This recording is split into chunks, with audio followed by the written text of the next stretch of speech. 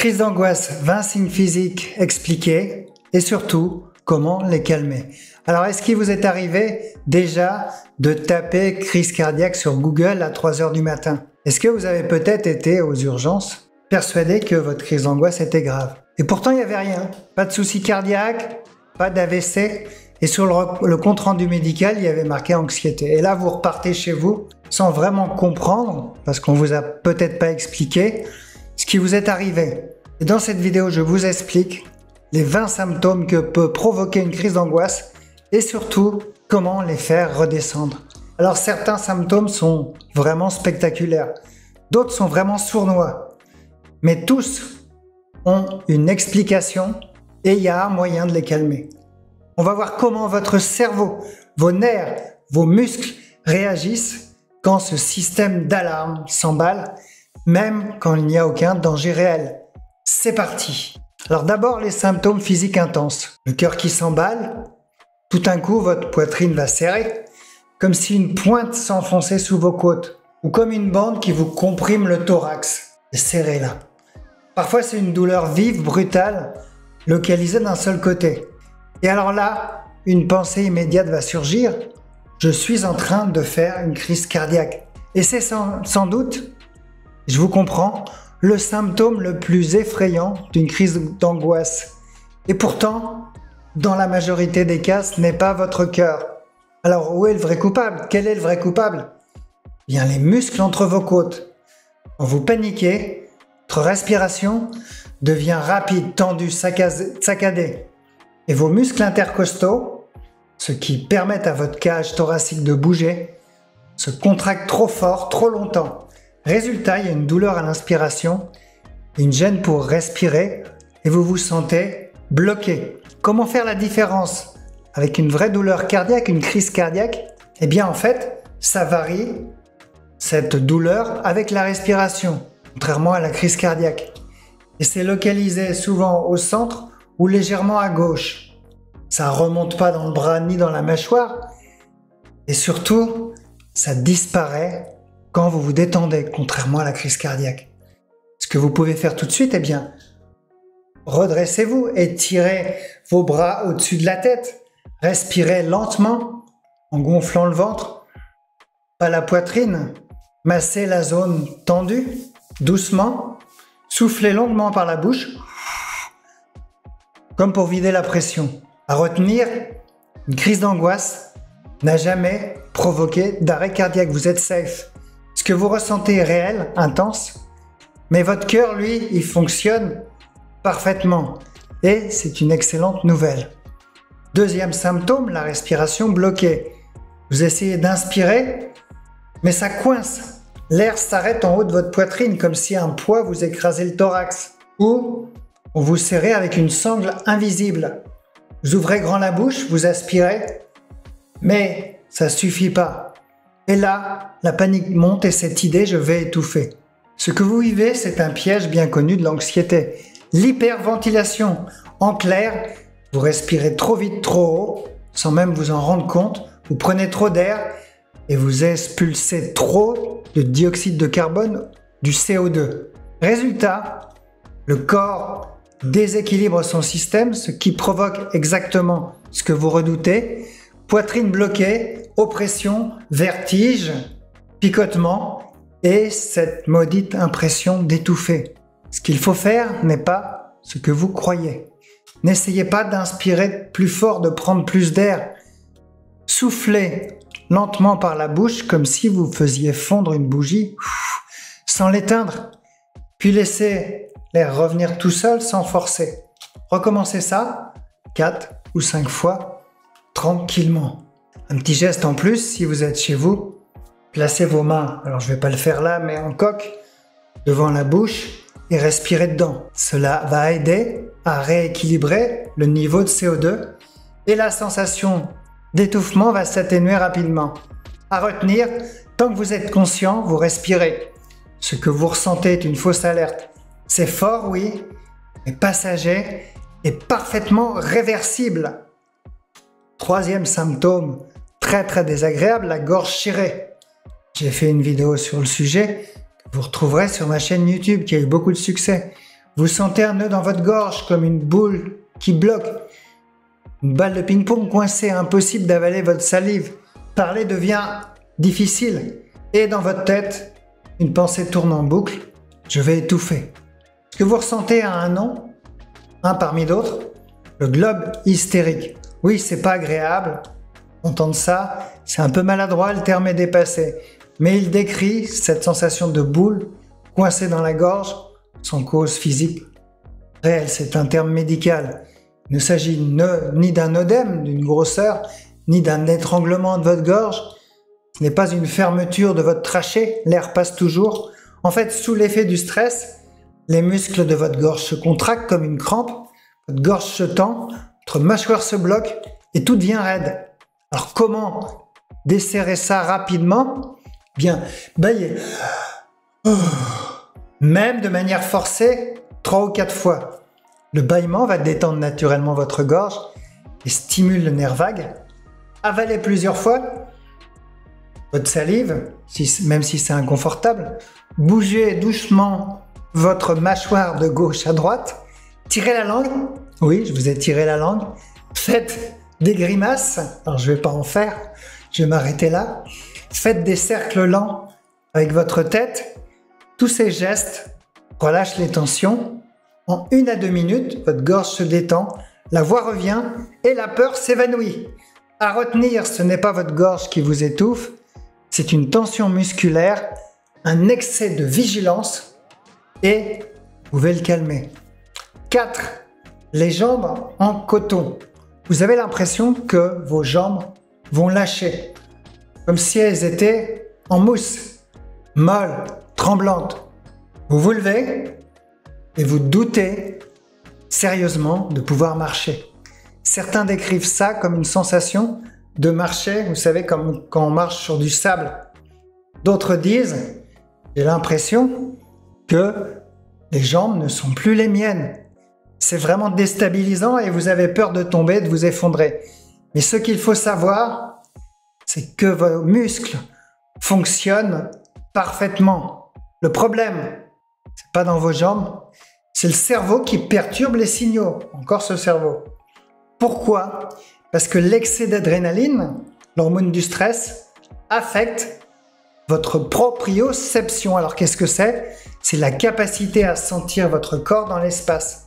En gros, le lien entre la tête et les jambes se désynchronise en un instant.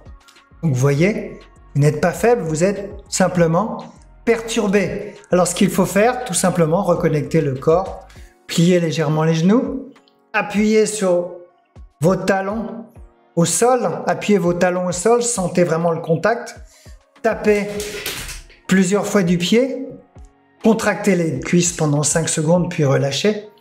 Et si vous êtes assis, poussez vos pieds contre le sol comme si vous vouliez vous relever, comme je le fais là, je ne sais pas si vous voyez, mais sans le faire. Ces gestes simples restaurent la connexion et en quelques instants, la sensation des jambes volent va s'atténuer. Ouf! Et vos jambes ne sont pas en train de lâcher, je vous le redis. Elles attendent juste un signal clair du cerveau. Et ce signal, c'est vous qui allez le rétablir maintenant. 5e, la tête qui tourne. Vous avez l'impression que tout vacille, que votre corps flotte, que le sol n'est plus stable. Vous tenez à une chaise, à un mur en pensant « ça y est, je vais tomber ». Parfois, une peur plus sourde s'installe. Je vais perdre connaissance. Ce que vous ressentez, c'est un effet classique secondaire de l'anxiété, une sorte de vertige léger qui ressemble à un malaise. Mais en réalité, ce n'est pas un problème de cœur ni de tension. C'est simplement la suite logique de ce qu'on a vu au symptôme 2. Vous respirez trop, vous prenez trop d'air, trop vite, trop haut. Et en hyperventilant, on l'a vu, vous modifiez l'équilibre entre oxygène et gaz carbonique, CO2. Et cela provoque un léger rétrécissement des vaisseaux sanguins dans le cerveau. Résultat, vous voyez flou, il y a un flottement et vous vous sentez instable. Ce que vous pouvez faire pour vous stabiliser, asseyez-vous ou adossez-vous sans vous allonger. Posez une main sur votre ventre pour suivre votre souffle.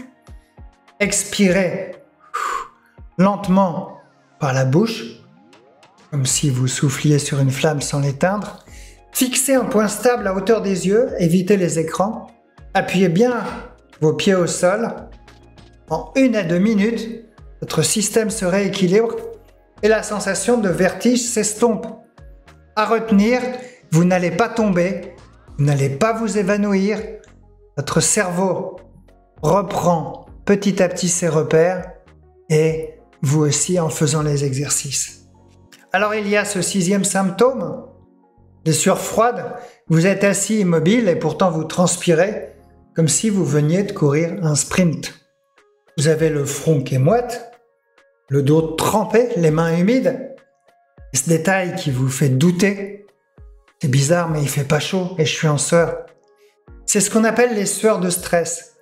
Ça n'a rien à voir avec la chaleur ni avec l'effort. Quand votre système d'alarme s'active, votre corps libère de l'adrénaline, vous prépare à fuir ou à combattre, à survivre. Et pour éviter la surchauffe, il déclenche une sorte de clim d'urgence qui est votre transpiration, qui vous permet en fait, quand vous êtes en train de courir, surtout par ces canicules, ce que je vous déconseille de faire d'ailleurs, ça permet de refroidir le corps. Puis le piège, c'est plus vous y pensez, plus vous transpirez. Vous avez honte, vous vous auto-observez, vous avez peur que ça se voie, et tout ça, ça relance la machine. Que vous pouvez faire pour casser ce cercle vicieux, d'abord accepter ce qui se passe, ce n'est ni sale ni grave, même si c'est de la transpiration. Tamponnez doucement votre peau sans frotter pour vous éponger. Si vous le pouvez, changez de haut, changez votre t-shirt, ça aide à tourner la page. Buvez une petite gorgée d'eau, respirez tranquillement, calmement pour faire redescendre l'adrénaline. À retenir, ce type de transpiration s'arrête dès que la crise passe. N'épuise pas le corps et personne ne va le remarquer autant que vous. On a l'impression que tout le monde le voit, mais c'est faux. Alors il y a aussi ce symptôme, le 7e, la vision floue. Vous regardez autour de vous et tout vous semble étrange. Comme s'il y avait une sorte de filtre qui avait été mis devant vos yeux sur la pièce dans laquelle vous êtes. Les contours deviennent flous, les lumières vont vous agresser. Et parfois vous voyez des points noirs, peut-être des flashs. Votre vision se trouble. Et la peur monte. Je fais un AVC, je suis en train de perdre la vue, ou mon cerveau est en train de bugger. Bien non, ce que vous vivez, c'est une réaction classique de l'anxiété aiguë. Quand votre cerveau se croit en danger, il modifie votre priorité interne, il bascule votre système visuel en mode alerte. Les pupilles se dilatent et grandissent, le regard devient hyper vigilant, le cerveau cherche du mouvement et il s'occupe plus du tout de la netteté. Il cherche uniquement le mouvement. Résultat, la vue se trouble, non pas parce qu'elle est défaillante, votre vue, mais parce qu'elle est beaucoup trop activée. Ce que vous pouvez faire pour revenir à une vision normale, fermez les yeux quelques secondes, pas en les serrant comme je viens de le faire, mais doucement, d'accord? Clignez plusieurs fois les yeux, doucement. Alternez regard proche, regard lointain. Regardez un objet qui est à côté de vous, puis un objet qui est plus loin. Ça va vraiment vous aider, ça va aider à refocaliser correctement, à rendre votre vision nette. Et si vous êtes dehors, fixez un objet immobile, un poteau, un arbre. Évitez de fixer un écran ou une lumière forte pendant quelques minutes.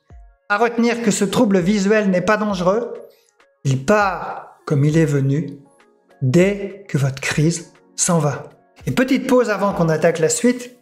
Si vous êtes reconnu dans un ou plusieurs de ces symptômes, si en m'écoutant vous vous êtes dit « mais c'est exactement ce que je ressens », alors il est peut-être temps d'aller un petit peu plus loin. J'ai mis à votre disposition une vidéo offerte dans laquelle je vous explique comment désactiver ce système d'alarme en profondeur.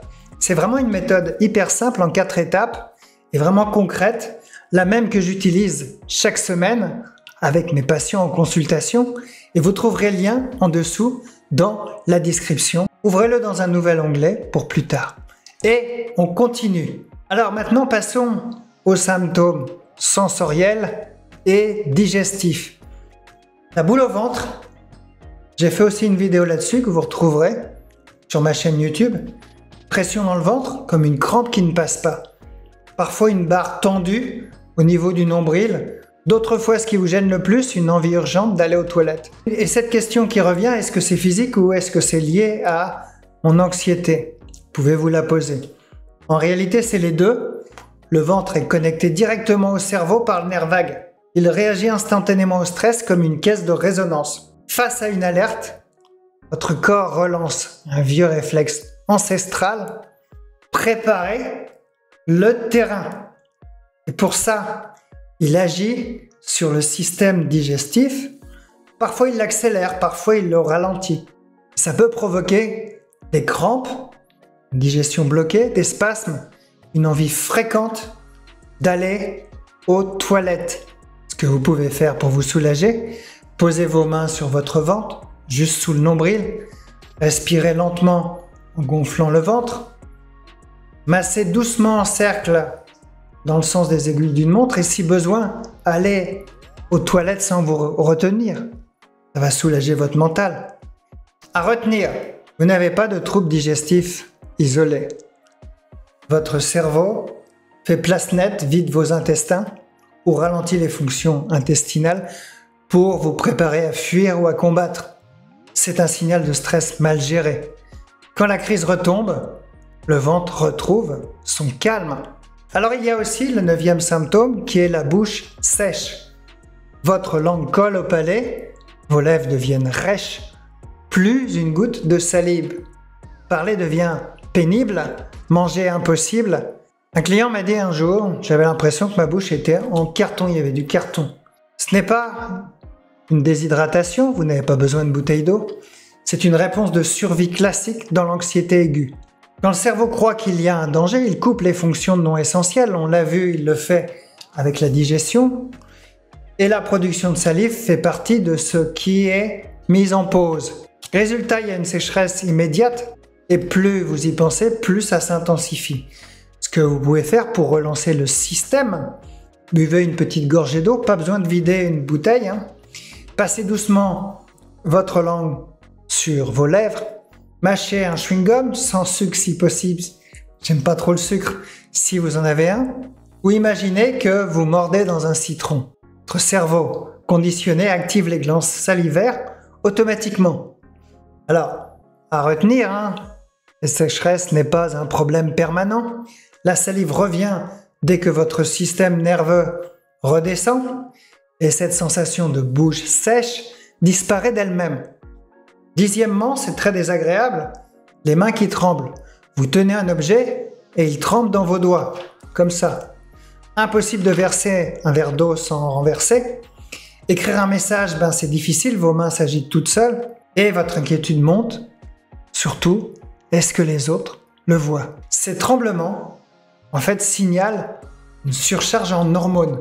Votre corps est en alerte maximale. Il croit que vous allez devoir courir, vous battre ou réagir très vite. Du coup, il met vos muscles en tension. C'est comme si vous aviez bu 10 cafés comme ça, d'un coup. Vos fibres musculaires sont surchargées, excitées, prêtes à exploser. Résultat, elles tremblent. Ce n'est pas un phénomène neurologique, n'allez pas voir votre neurologue, ni un manque de magnésium, pas besoin de magnésium, mais juste un excès de préparation pour un danger qui est imaginaire. Ce que vous pouvez faire pour stabiliser vos mains, mettez vos mains à plat sur une surface dure, table, le mur, les cuisses, appuyez fermement pendant 10 secondes, puis relâchez et répétez ça 2 ou 3 fois. Ensuite, serrez les poings très fort pendant 5 secondes, puis ouvrez-les lentement. Cette alternance tension, relâchement, d'ailleurs c'est une technique de relaxation, aide à désactiver le système moteur qui provoque les tremblements. Et si vous êtes en public, respirez doucement, cachez vos mains si besoin. Personne, encore une fois, ne va les remarquer autant que vous. À retenir, ces tremblements sont spectaculaires mais temporaires. Ils disparaissent dès que la décharge d'hormones va s'apaiser. Alors il y a aussi la tête qui chauffe. Vous sentez une chaleur monter dans votre crâne, comme si votre cerveau surchauffait. L'intérieur du front picote, les tempes pulsent, et vous avez l'impression que votre tête va exploser. Cette sensation n'est pas dangereuse. Elle vient d'un simple phénomène, l'afflux sanguin. Et oui, quand vous êtes en stress aigu, votre cœur s'emballe, il pompe du sang plus fort et le sang circule plus vite. Résultat, vos vaisseaux se dilatent, font passer plus de sang, notamment dans votre tête. D'où cette impression de chaleur, de pression et même parfois de vertige. Alors comment refroidir la machine? Appliquez quelque chose de frais, pas glacé, sur votre front, votre nuque ou vos tempes. Massez doucement votre temple en cercle long avec 2 doigts. Respirez par le nez à l'inspiration, mais aussi par le nez à l'expiration. Respirez plus calmement. Fermez les yeux quelques instants et concentrez-vous sur les sons autour de vous, les bruits de la pièce, les voix, le bruit des voitures. Ça permet un recentrage qu'on appelle sensoriel, permet de détourner l'attention du feu interne, de ce feu interne, et de faire redescendre la tension. En redonnant un rythme lent à votre respiration, vous ralentissez automatiquement le rythme cardiaque et la chaleur va redescendre. Et puis, en 12e, il y a ces fourmillements. Vous sentez comme des petites aiguilles sous la peau. Ça picote dans les doigts, autour de la bouche, parfois même sur tout le visage. Et tout de suite, une peur encore, souvent la même. Je fais un AVC, j'ai un problème neurologique. Est-ce que ça va rester? Souvent. Vous vous souvenez du déséquilibre CO2-O2 dont on avait parlé? C'est encore lui qui revient. Les nerfs deviennent hypersensibles à cause de ce manque de CO2. Il envoie des signaux bizarres. Résultat, picotement, engourdissement, sensations étranges. Ce que vous pouvez faire pour calmer ça, bougez, marchez un peu, secouez les mains, tournez les poignets, frottez doucement les zones qui picotent, contractez les muscles puis relâchez. On a vu ça tout à l'heure. Exemple, serrez les poings forts 5 secondes puis relâchez. Si ça touche le visage, faites des grimaces comme on a vu tout à l'heure. Bougez la bouche, les yeux, les joues, les fourmillements disparaissent dès que votre respiration ralentit. Signal temporaire, un système nerveux en alerte, rien de plus. Les frissons sans fièvre, vous grelottez, à l'inverse, là vous n'avez pas chaud, vous grelottez alors qu'il fait 25 degrés, comme aujourd'hui. Aujourd'hui il fait beaucoup plus. Frissons, chair de poule, sensation de froid glacial alors que vous êtes sous une couverture en plein été. Et votre réflexe c'est là je couvre quelque chose, je suis malade. Mais non, il n'y a pas de fièvre, pas de virus, pas de grippe, pas de Covid. C'est juste une réaction automatique du système nerveux face à l'anxiété. Votre cerveau active un vieux réflexe de survie, garder la chaleur au centre du corps. Il resserre les petits vaisseaux de la peau pour éviter de perdre la chaleur en surface. Il contracte les minuscules muscles à la base des poils. Résultat, c'est la chair de poule. Un peu comme si vous étiez exposé au froid. Alors qu'en réalité, il ne fait pas froid.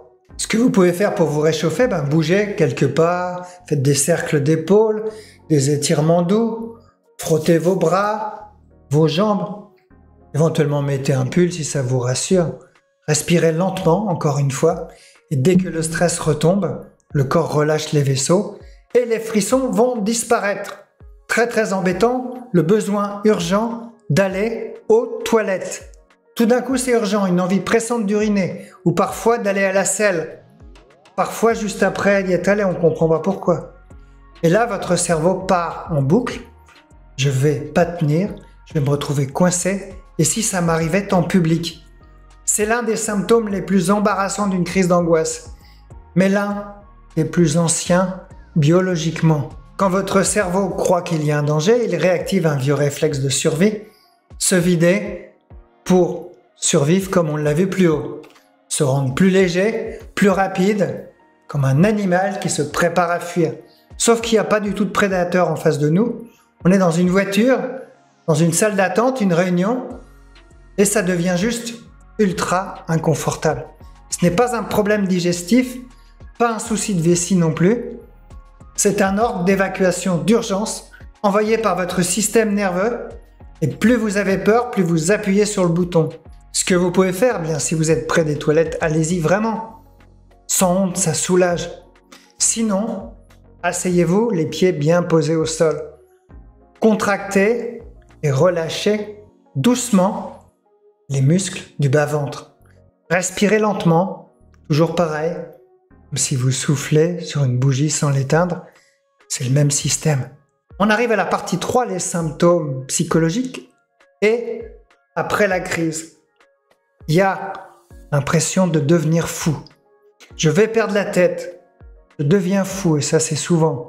Je vais faire quelque chose de grave. C'est souvent, ça veut dire que ça revient souvent. Cette pensée peut surgir en plein pic d'angoisse quand tout semble partir dans tous les sens. Les sensations bizarres s'enchaînent, les pensées tournent en boucle. Et vous avez l'impression de ne plus contrôler votre esprit. Mais ce que vous êtes en train de vivre, c'est pas de la folie. C'est une surcharge du système nerveux. Encore une fois, votre cerveau est inondé d'adrénaline. Il fonctionne en mode survie, pas en mode réflexion. Il devient hyper vigilant, hyper sensible et peut générer des pensées extrêmes qui sont très déroutantes sans qu'elles aient la moindre conséquence réelle. Ce que vous pouvez faire, dites-vous à voix haute, ce n'est qu'une pensée, elle va passer. Ancrez-vous dans le corps, sentez vos pieds, bougez vos doigts et notez que vous entendez autour de vous 3 sons, 3 couleurs, 3 objets. Vraiment à retenir, vous ne devenez pas fou, c'est juste une tempête intérieure et comme toutes les tempêtes, elle va finir par s'arrêter. 16e, les bruits amplifiés ou bourdonnements. Le moindre bruit semble vous agresser. Une porte qui claque, une voix un peu forte et vous sursautez. Comme si vos oreilles n'avaient plus de filtre, vous entendez encore plus, on appelle ça l'hyperacousie. C'est parfois encore plus étrange car vous entendez un sifflement, un bourdonnement, un son parasite que personne d'autre ne semble percevoir. Et là, votre cerveau part encore en vrille.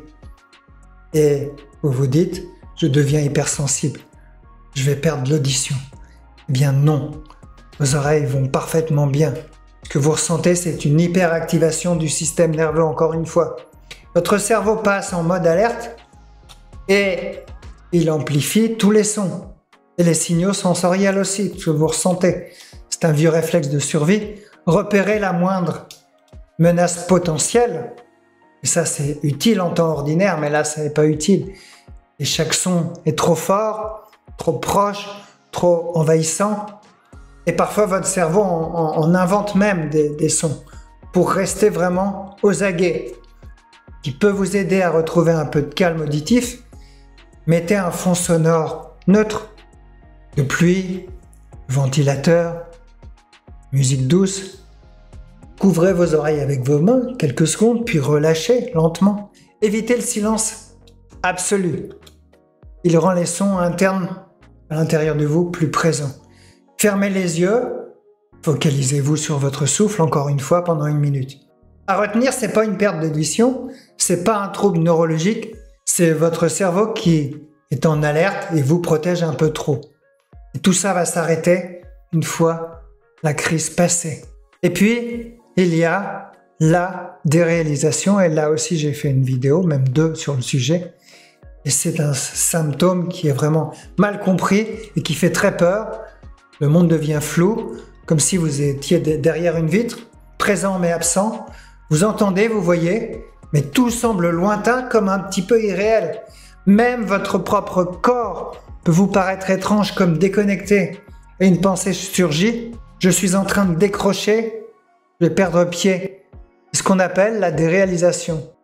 Un symptôme très impressionnant, mais pas dangereux du tout. Ça va vous rassurer.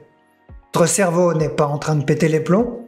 Au contraire, il essaie de vous protéger comme une sorte de filtre émotionnel, un réflexe de défense automatique pour ne pas ressentir l'intensité de l'émotion tout d'un coup. Ça peut être déroutant et vous avez l'impression d'être dans un rêve, de regarder un film flou alors que tout est réel.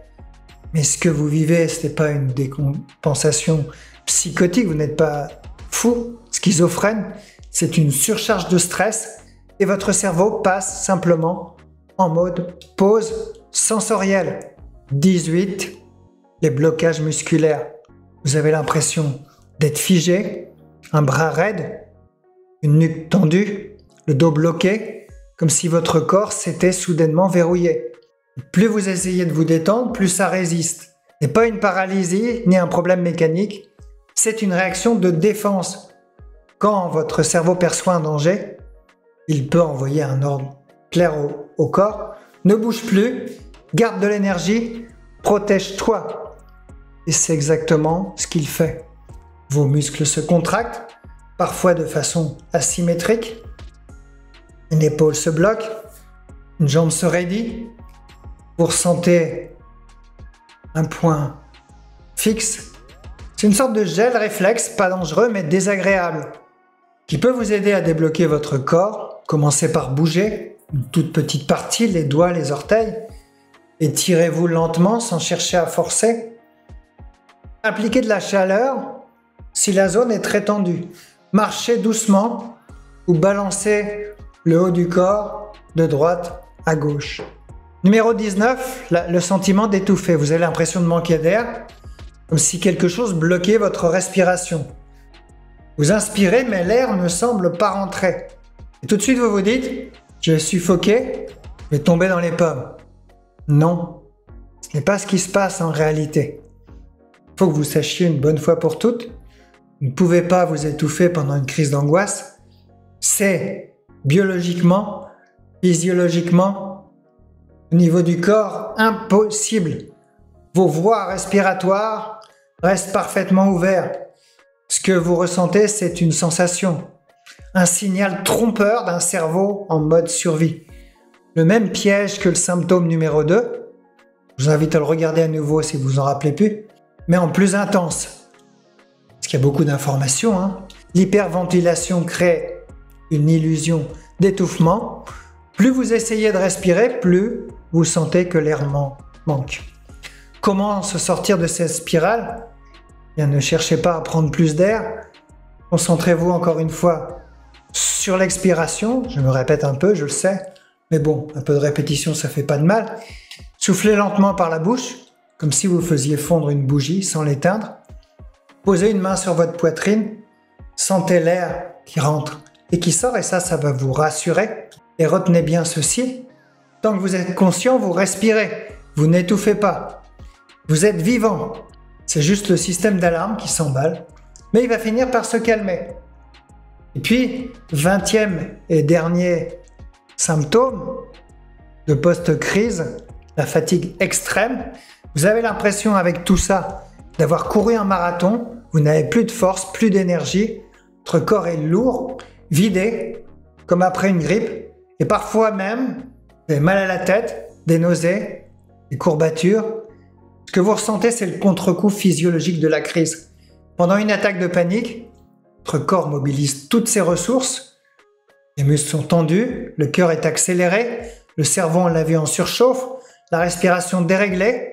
Une fois la tempête passée, il faut tout rééquilibrer, mettre tout à zéro et ça prend de l'énergie. Votre système nerveux a brûlé du carburant, vos muscles ont produit de l'acide lactique et vos hormones du stress redescendent doucement. Alors, comment récupérer ? Bien, il n'y a pas de secret, accordez-vous une vraie pause, sans culpabilité. Allongez-vous si possible, même 10 minutes. Buvez un peu d'eau, mangez quelque chose d'agréable. Laissez vraiment votre corps se réguler à son rythme. Cette fatigue ne va pas durer et vous allez retrouver votre énergie en quelques heures. C'est un signal à écouter, voyez-le comme ça, un moment pour ralentir, pas pour lutter. Voilà, on a décortiqué 20 symptômes. On les a expliqués, démystifiés. Ils ont tous un point commun, ils sont réversibles. Ce que vous vivez est impressionnant, oui, mais pas dangereux.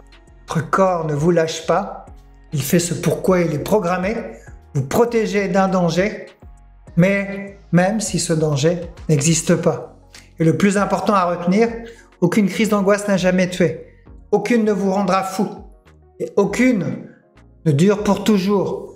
Maintenant que vous comprenez ce qui se passe en vous, vous avez déjà repris une partie de contrôle. Et ça, c'est 50% du chemin. Mais entre nous, 50% ça vous suffit pas. Vous ne voulez pas juste comprendre. Vous voulez que ça s'arrête ces crises. Et c'est exactement pour ça que j'ai créé une vidéo offerte.